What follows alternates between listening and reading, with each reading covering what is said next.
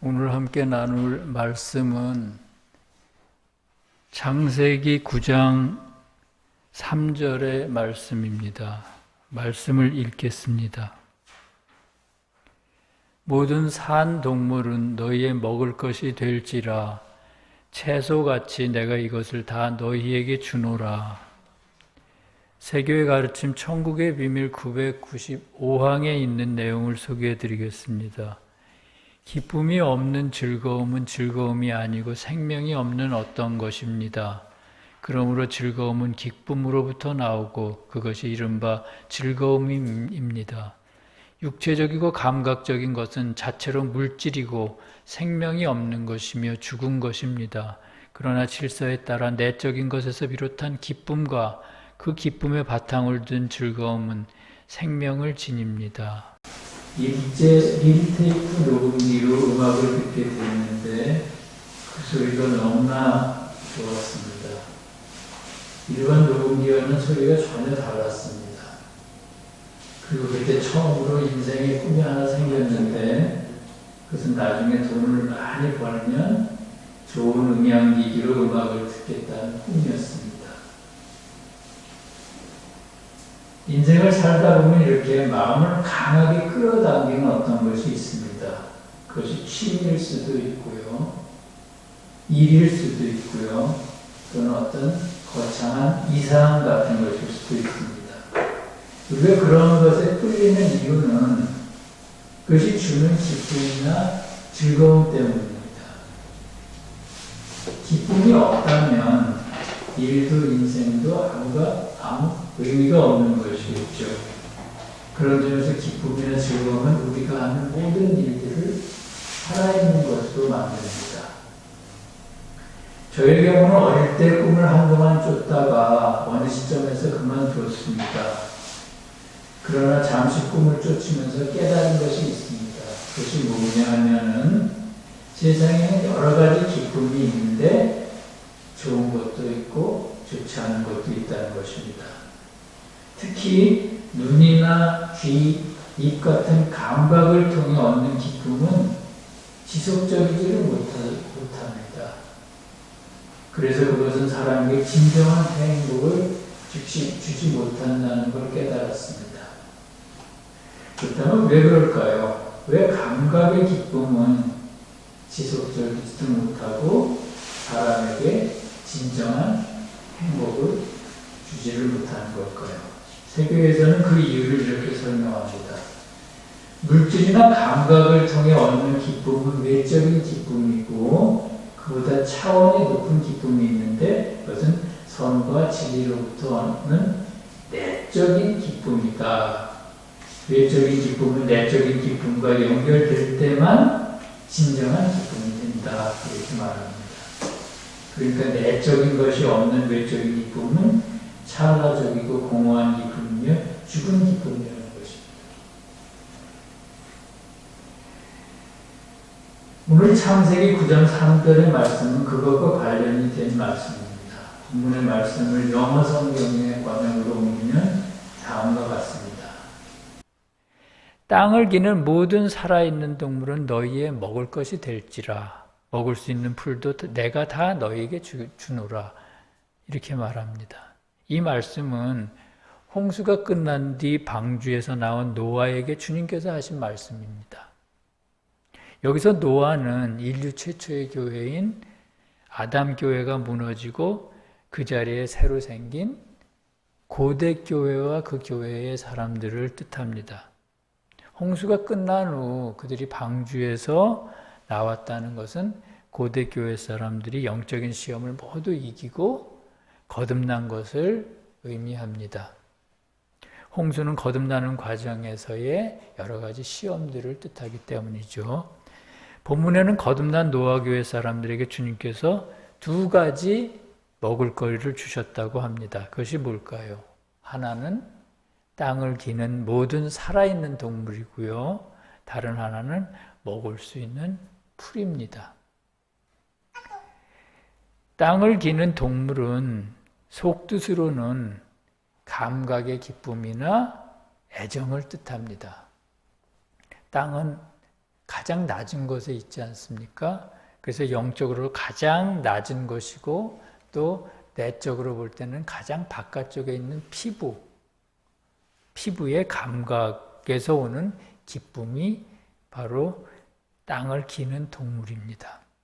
예를 들면 아름다운 경치를 찾아다니면서 즐긴다거나 좋은 음식을 찾아다니면서 먹는다든가 또는 좋은 음악을 듣는 것, 이런 것들이 다 감각에서 오는 기쁨이며 또 그걸 추구하는 것은 감각의 기쁨을 추구하는 애정입니다.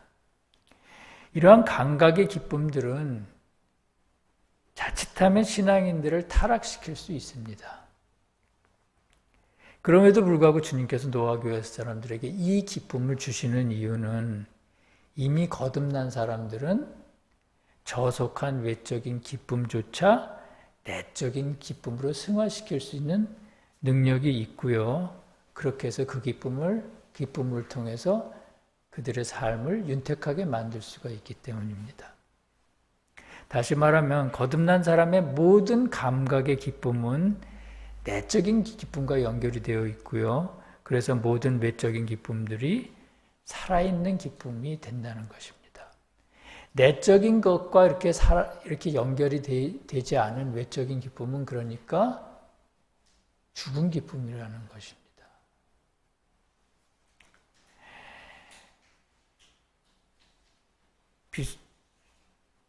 비슷한 예가 될는지 모르겠는데 제가 이 교회를 처음 지으면서 설계를 할 때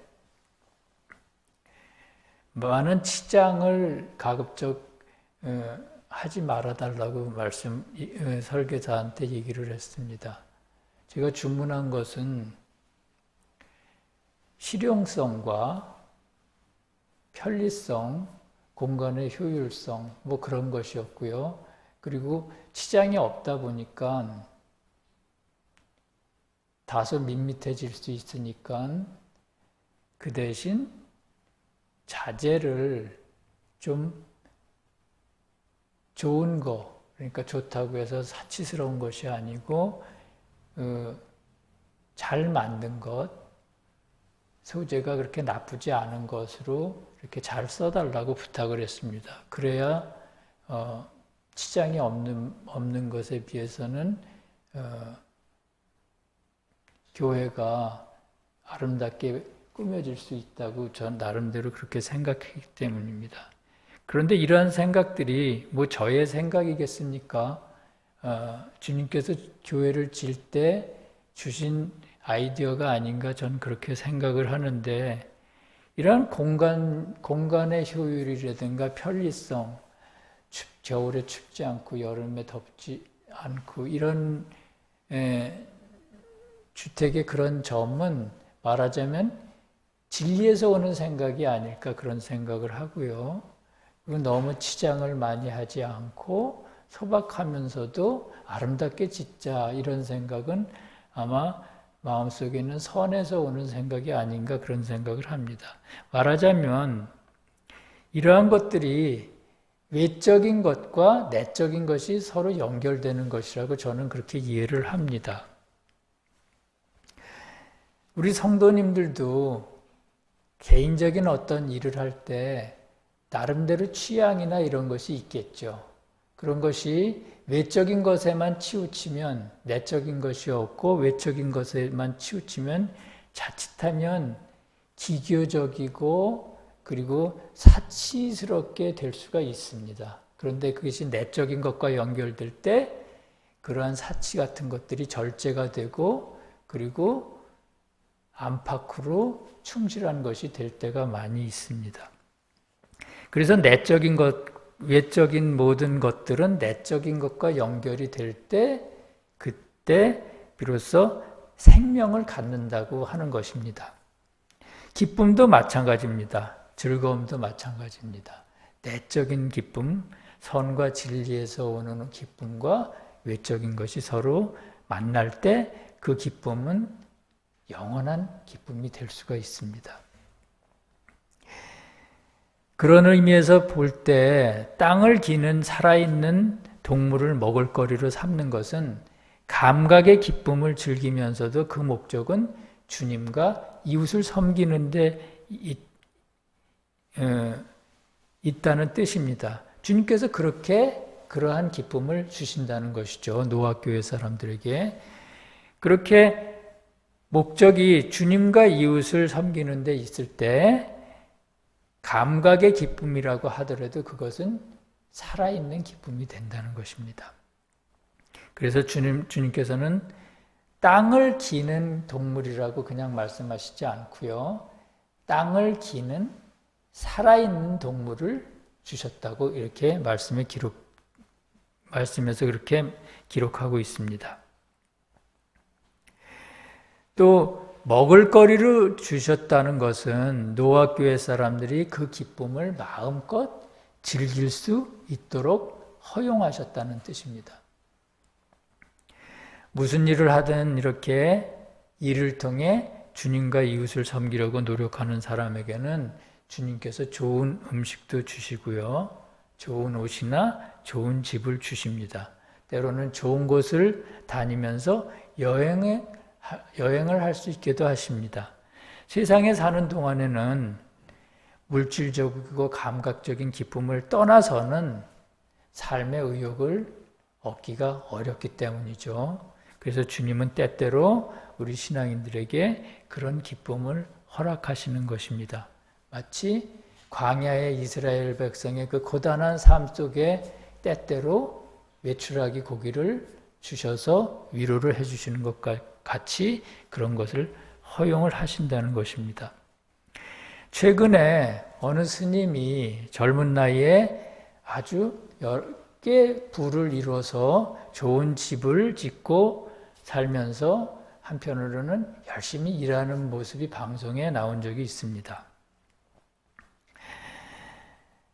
그런데 그것을 가지고 여러 사람들이 비판을 했습니다. 성직자가 무소유의 삶을 살지 않고 호사를 부린다는 것이었습니다. 그런데 세교의 교리의 관점에서 보면 성직자라도 재물을 지나치게 모으거나 사치를 부리지만 않는다면 크게 문제가 되지는 않습니다. 주님과 이웃을 위해 일을 하더라도 어느 정도의 안락한 삶은 필요하기 때문입니다. 종교인들 가운데는 세속의 것들을 멀리하고 스스로를 고통 속으로 몰아넣는 것이 수행이라고 생각하는 분들이 계십니다. 그런데 그것은 잘못 생각하는 것입니다. 세상에 있는 모든 것들은 주님이 주신 것이고요. 그렇기 때문에 그것은 주님과 이웃을 위한 목적으로 선용할 때 의미가 있습니다. 무조건 배척할 일이 아니라는 것이죠. 주님께서는 또 노아교회 사람들에게 먹을 수 있는 풀도 함께 주셨습니다. 풀은 뭡니까? 풀은 진리를 뜻합니다. 그렇기 때문에 풀을 먹을거리로 주신다는 것은 진리를 배우는 기쁨을 주신다는 뜻입니다. 그런데 이미 거듭난 사람들은 진리보다는 선을 기뻐해야 합니다. 그래서 그들에게 진리를 배우는 기쁨은 그렇게 좋은 것이 아닙니다. 늘 말씀드리지만 거듭나기 전에는 진리를 먼저 배우고 그 다음에 선을 행하는데, 그러나 거듭나게 되면 선을 먼저 행하고 그러다 보면 진리는 저절로 따라오게 됩니다. 그래서 구태여 진리를 추구하지 않아도 됩니다. 선을 추구해야 됩니다. 거듭난 사람들은. 그렇기 때문에 진리를 추구한다는 것은 그들에게 그렇게 좋은 것이 아닙니다. 그렇다면 주님은 왜 노아에게 풀을 주셨을까요? 말씀을 가만히 들여다보면 그냥 풀이라고 하시지 않고 먹을 수 있는 풀을 주셨다고 합니다. 그것은 앞에서 그냥 기는 동물을 먹을거리로 주셨다고 하지 않고 땅을 기는 살아있는 동물을 주셨다고 한 것과 같은 맥락의 말씀입니다. 즉 먹을 수 있는 풀은 내적인 기쁨, 즉 쓰임의 기쁨과 연결된 진리의 기쁨을 의미합니다. 그러니까 진리 그 자체를 배우려는 열망이 아니고요. 주님과 이웃을 위해 사용하기 위해서 진리를 배우려는 열망입니다. 주님과 이웃을 위해 쓰기 위한 목적이 우선이라는 것이죠. 그때 그 진리를 배우는 열망은 주님이 보시기에 의미 있고 가치 있는 열망으로 보신다는 것입니다. 그래서 주님께서는 먹을 수 있는 풀, 즉 거듭난 사람이라도 내적인 기쁨, 쓰임에 위한 기쁨과 연결된 진리의 기쁨을 그들에게 허용하셨던 것입니다. 그것이 바로 먹을 수 있는 풀을 양식으로 주시는 것입니다. 거듭난 사람들은 이와 같이 이웃을 위해 사용하기 위한 진리가 아니라면 진리에 관심을 보이지를 않습니다. 그들의 관심은 오로지 선을 행하는 데 있기 때문입니다. 따라서 거듭난 사람들의 모든 기쁨은 그것이 감각의 기쁨이든 진리를 향한 기쁨이든 반드시 내적인 것과 연결이 되어야 합니다. 선과 진리와 연결이 되어야 한다는 것입니다. 그래야 그것은 살아있는 기쁨이 됩니다. 그렇다면 죽은 기쁨, 감각을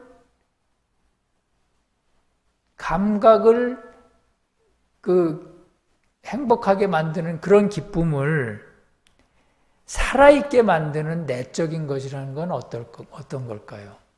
아까 말씀드린 것처럼 진리와 선이고요. 다르게 표현하면 인애와 믿음입니다. 많은 사람들이 인애는 가난하고 소외된 이웃에게 필요한 것을 베푸는 것이라고 생각합니다.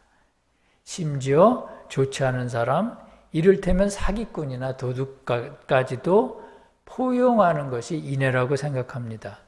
그러나 세교의 가르침에서는 어떻게 이야기합니까?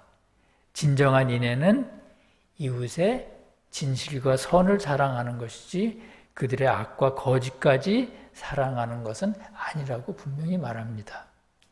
그런 의미에서 인애는 한편으로는 이웃을 사랑하는 것이지만 또 한편으로는 선과 진리를 사랑하는 것입니다. 이 조화를, 이 밸런스를 절대로 놓쳐서는 안 됩니다. 인애는 또한 악을 멀리하고 선을 행하는 것입니다. 악을 행하면서 동시에 인애를 실천할 수는 없는 일입니다. 만약 그런 상태에서 인애를 실천한다면 그의 인애는 진정한 인애가 아닙니다. 그러므로 인애의 마음으로부터 이웃을 사랑하고 진리와 선을 사랑해야 합니다.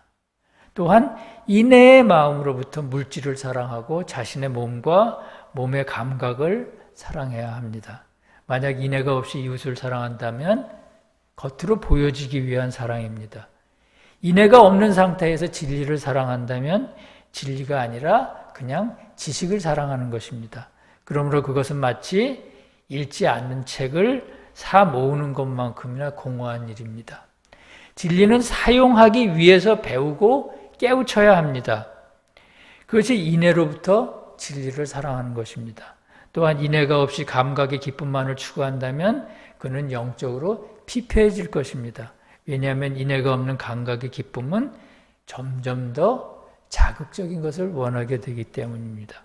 그러므로 어떠한 기쁨을 추구하든 인애의 기쁨으로부터 추구해야만 합니다. 그때 사람의 가장 깊은 내면에 있는 선과 진리 또는 인애와 믿음이 가장 바깥쪽에 있는 몸과 몸의 감각의 기쁨을 살아있는 것으로 만듭니다. 그리고 그것이 우리들의 삶에 또한 생기를 불어넣습니다. 서울세교의 모든 성도들이 세상의 기쁨을 추구하되 마음속 깊은 곳에 있는 인애로부터 추구하시기를 바랍니다. 주님의 그런 은혜가 모든 성도들과 함께 하시기를 간절히 기도합니다.